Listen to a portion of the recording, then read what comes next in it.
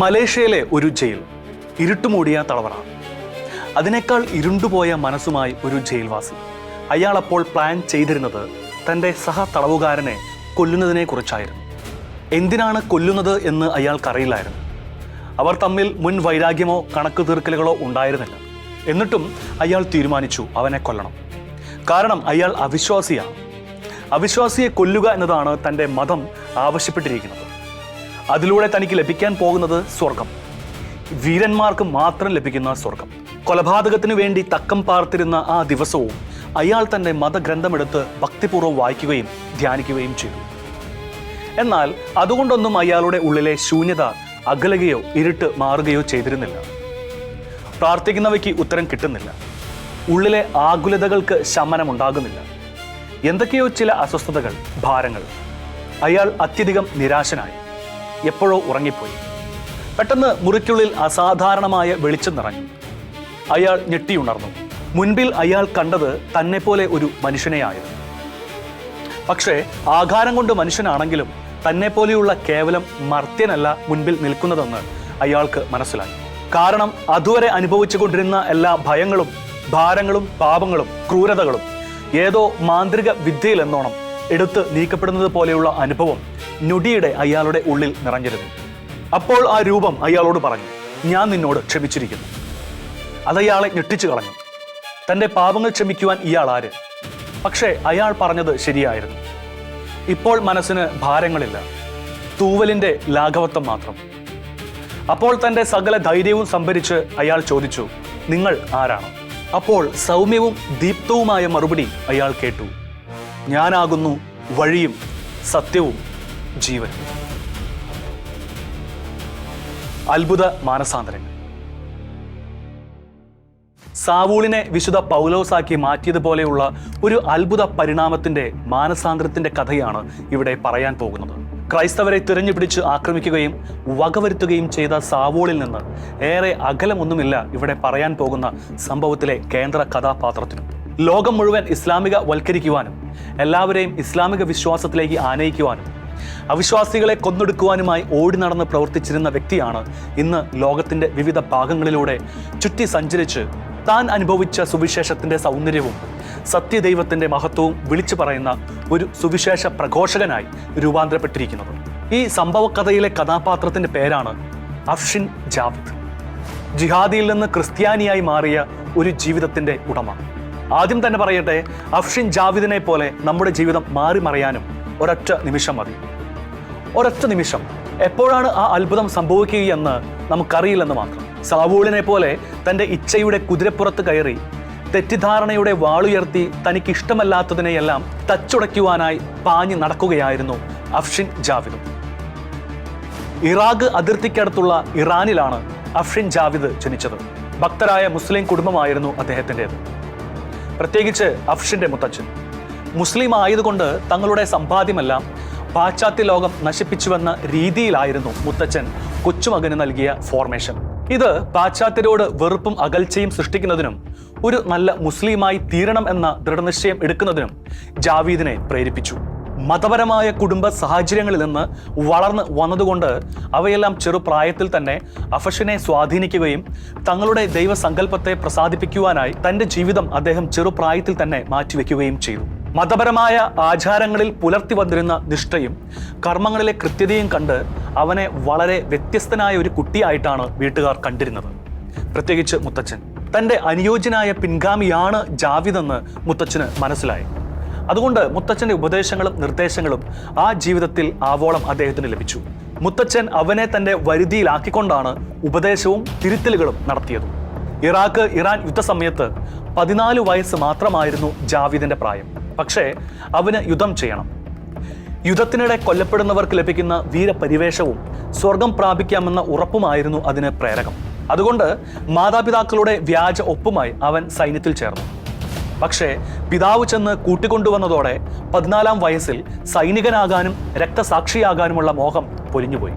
തൻ്റെ ദൈവത്തെ സേവിക്കുവാനും പ്രീതിപ്പെടുത്തുവാനുമുള്ള ഒരേയൊരു മാർഗം രക്തസാക്ഷിത്വമാണെന്ന വിധത്തിലുള്ള ബ്രെയിൻ വാഷിങ്ങിന് വിധേയപ്പെട്ടാണ് താൻ അന്ന് ചെറുപ്രായത്തിൽ തന്നെ സൈന്യത്തിൽ ചേരാൻ ഇറങ്ങി പുറപ്പെട്ടത് എന്ന് അദ്ദേഹം പിന്നീട് വ്യക്തമാക്കിയിട്ടുണ്ട്.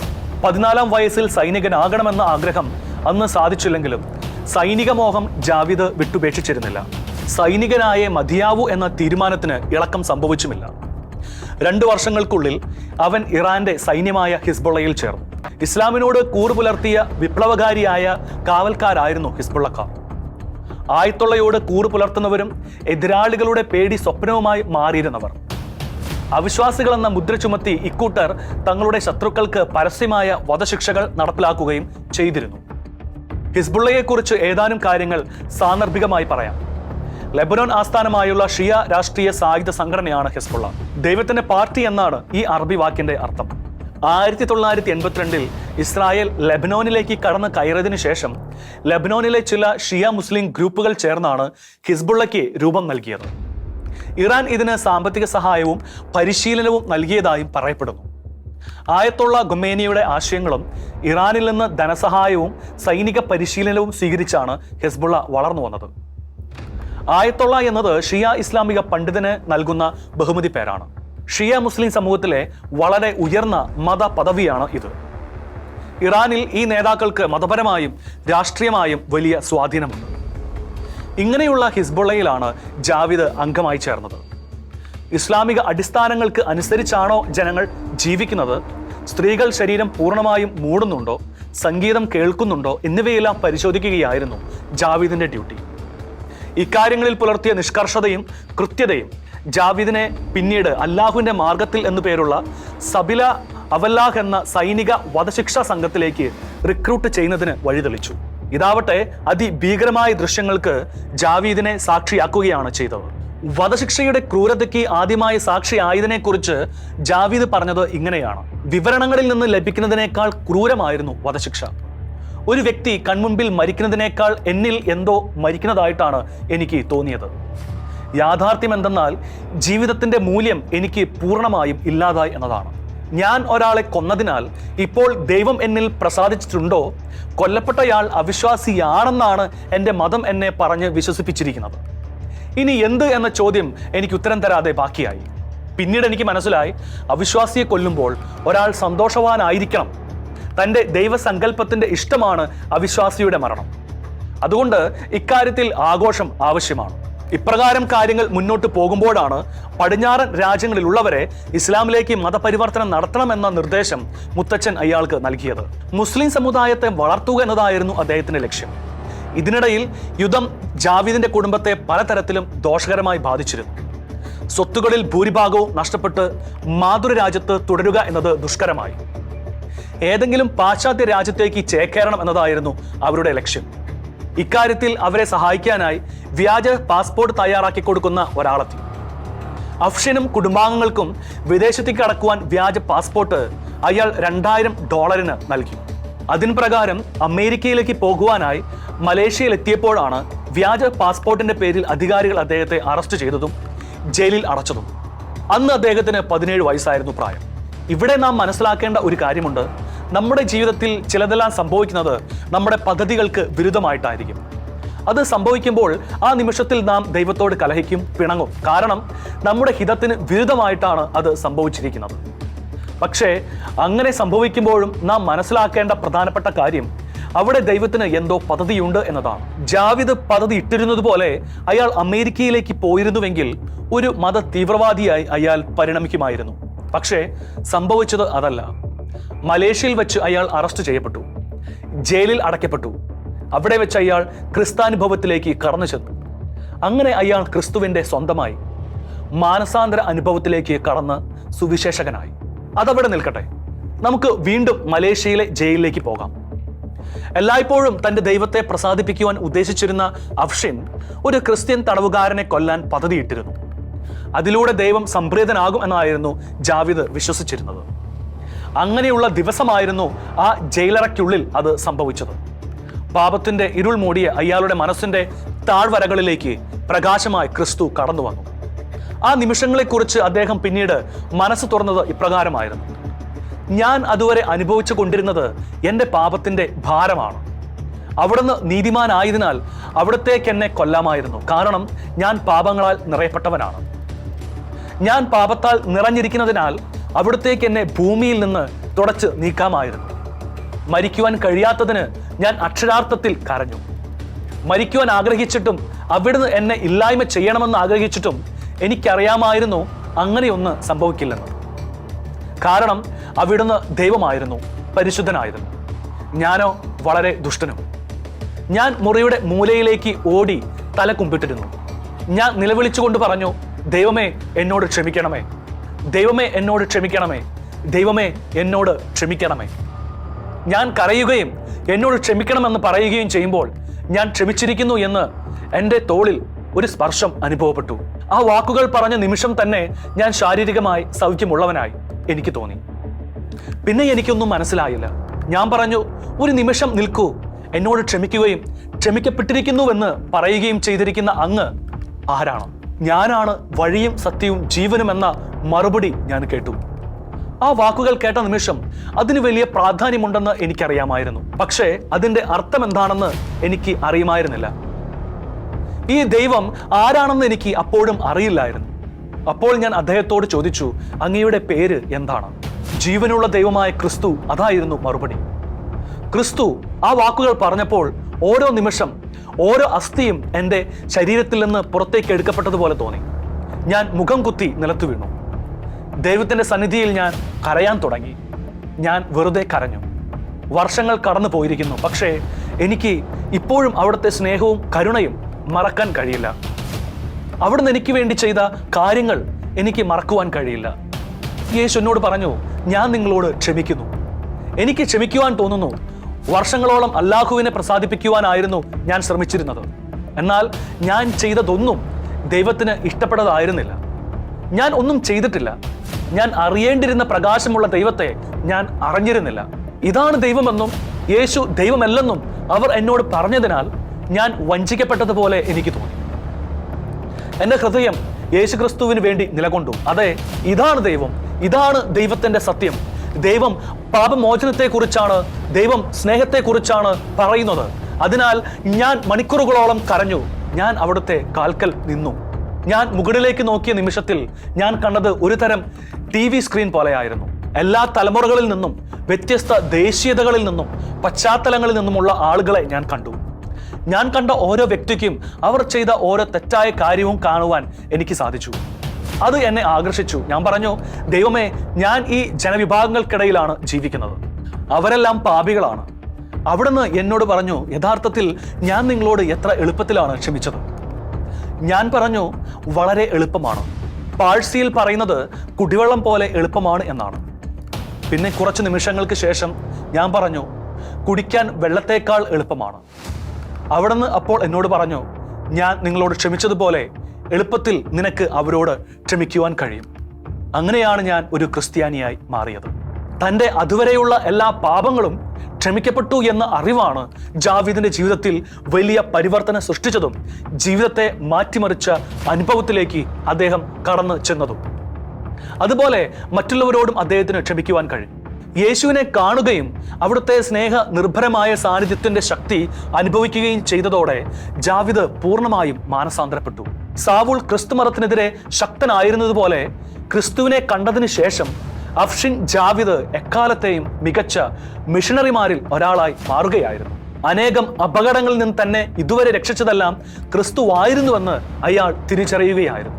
ആ അനുഭവത്തോടെ തൻ്റെ ഉള്ളിൽ എന്തൊക്കെയോ തകർന്നു വീഴുകയായിരുന്നുവെന്ന് അഫ്ഷിൻ പറയുന്നു. വർഷങ്ങളായി ഹൃദയത്തിൽ ഉണ്ടായിരുന്ന കോപവും വെറുപ്പും പ്രതികാര ചിന്തകളും അലിഞ്ഞില്ലാതായി. പകരം ക്ഷമയും സ്നേഹവും സമാധാനവും സഹിഷ്ണുതയും വന്നു. ദൈവം എന്നെ സ്നേഹിക്കുന്നുവെന്ന് തൻ്റെ സാക്ഷ്യം അദ്ദേഹം പല അഭിമുഖങ്ങളിലും ഒന്നുപോലെ ആവർത്തിക്കുന്നു. ജയിലിൽ നിന്ന് പുറത്തിറങ്ങിയതിനു ശേഷം അഫ്ഷിൻ ക്രിസ്തീയ വിശ്വാസം സ്വീകരിച്ചു.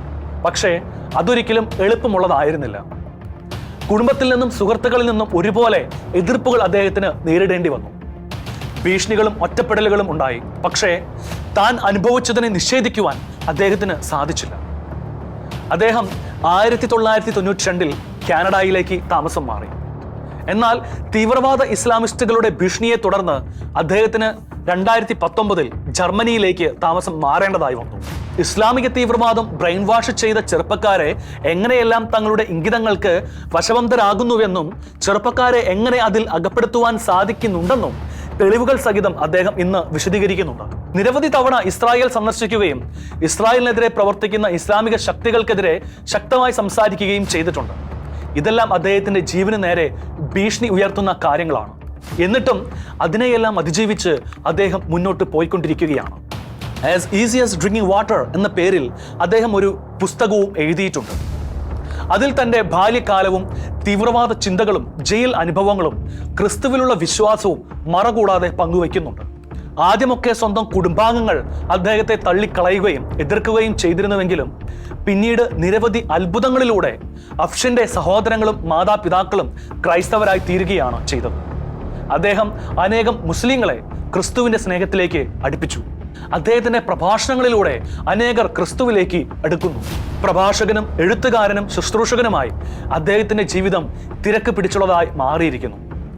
വെറുപ്പ് മനുഷ്യരെ തകർക്കും, ക്ഷമ മനുഷ്യരെ പുതിയ സൃഷ്ടിയാക്കും. ജാവിദിന്റെ പ്രഭാഷണങ്ങളുടെയെല്ലാം ആകെ തുക ഈ ഒരൊറ്റ വാക്കാണെന്ന് പറയാനാവും. കാരണം അദ്ദേഹം ക്ഷമ കിട്ടിയ മനുഷ്യനാണ്. ദൈവത്തിൽ നിന്ന് നിരുപാധികം ക്ഷമ കിട്ടിയ വ്യക്തി. ദൈവത്തിൽ നിന്ന് ക്ഷമ കിട്ടിയ വ്യക്തിക്ക് മറ്റുള്ളവരോട് ക്ഷമിക്കാതിരിക്കുവാൻ ആവില്ല. ക്രിസ്ത്യാനിയായതിനു ശേഷം ജാവിദിന്റെ ജീവിതത്തിൽ നിരവധിയായ അത്ഭുതങ്ങൾ സംഭവിച്ചിട്ടുണ്ട്. അതിൽ ചിലതിലൂടെ കടന്നു പോകാം. ക്രിസ്തുമതം സ്വീകരിച്ചു കഴിഞ്ഞപ്പോഴും അദ്ദേഹത്തിന് സ്വന്തമായി ബൈബിൾ ഉണ്ടായിരുന്നില്ല. ഒരു ബൈബിളിന് വേണ്ടി ജാവിദ് തീക്ഷണമായി പ്രാർത്ഥിച്ചുകൊണ്ടിരുന്നു. അങ്ങനെയിരിക്കെ ഒരു ദിവസം അദ്ദേഹത്തിന് ഒരാൾ ബൈബിൾ സമ്മാനിച്ചു. ബൈബിൾ എന്ന് അതിൽ എഴുതിയിട്ടുണ്ടായിരുന്നില്ല, എങ്കിലും ആ തടിച്ച പുസ്തകം ബൈബിൾ ആണെന്ന് അദ്ദേഹത്തിന് അറിയാമായിരുന്നു. സന്തോഷത്തോടെ ബൈബിൾ വായിക്കുവാനായി ജാവിദ് പുസ്തകം തുറന്നു.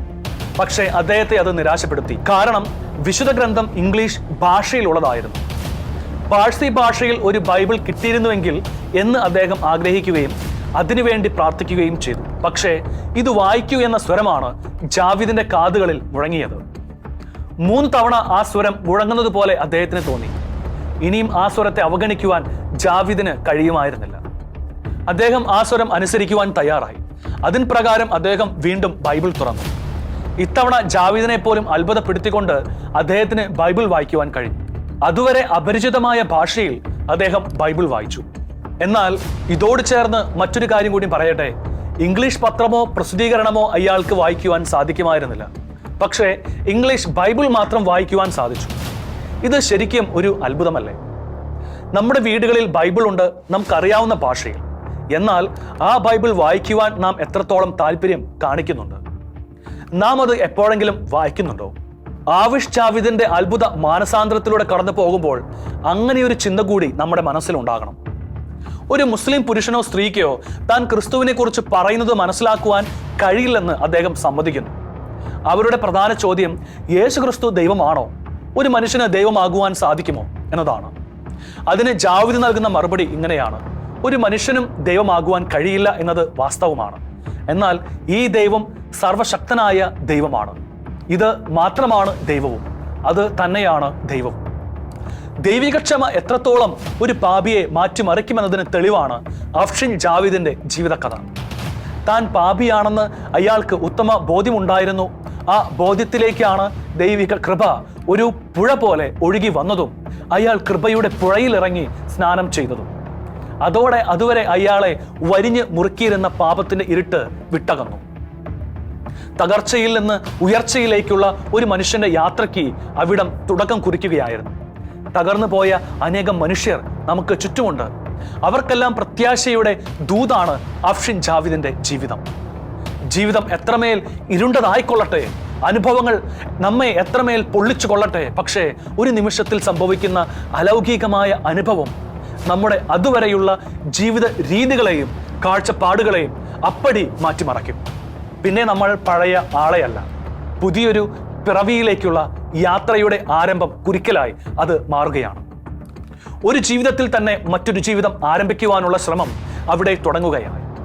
ഇരുണ്ടതെന്നും വെളുത്തതെന്നും ജീവിതം അപ്പോൾ മുതൽ രണ്ടായി വിഭജിക്കപ്പെടുന്നു. അഫ്ഷിൻ ജാവിദിന്റെ ജീവിതത്തിൽ നിന്ന് നാം മനസ്സിലാക്കുന്നത് അതാണ്.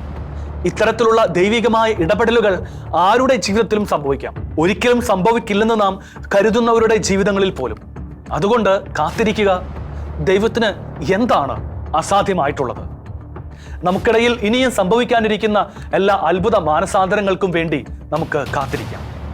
മറ്റൊരു അത്ഭുത മാനസാന്തരത്തിന്റെ കഥയുമായി അടുത്തയാഴ്ച കണ്ടുമുട്ടുന്നതുവരെ വിടാം.